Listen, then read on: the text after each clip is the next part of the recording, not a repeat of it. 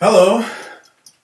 Well, usually I start these videos off with a question, so let's see if there are any questions from the audience. Hey, I see one over there. Yes. Hey, Foddy, what happened to Gauguin's Yellow Christ? Well, that's a silly question because it's right. Oh, it's over here. Okay. Well, Gauguin's Yellow Christ is done, and a follow-up question might be, do you have anything more you'd like to say about the painting? Well, yes, I do. I have a lot more I could say about the painting. I could probably go ahead and talk about it all day, but it's done now, and it's time to move on. Hey, Foddy, what are we going to move on to? I'm glad you asked that question.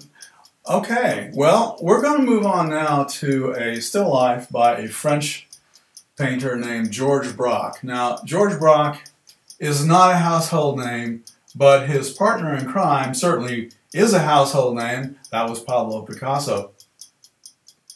And together, they developed an artistic movement in the early part of the 20th century called Cubism.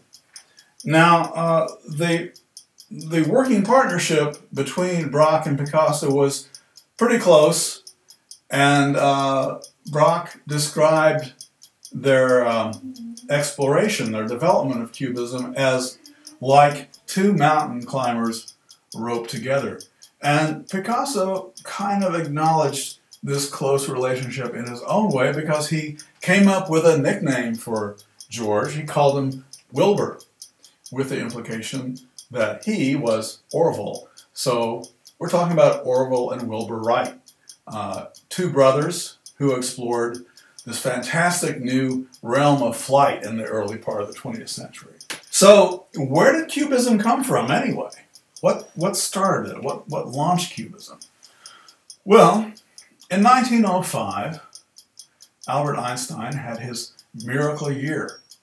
And when he started to come out with his relativity theories, the world stood still. Everything was turned on its head. Even the most fundamental building blocks, such as properties of light or time, operated in unimaginable ways, and we had to look at everything in a completely new way. It was a revolution.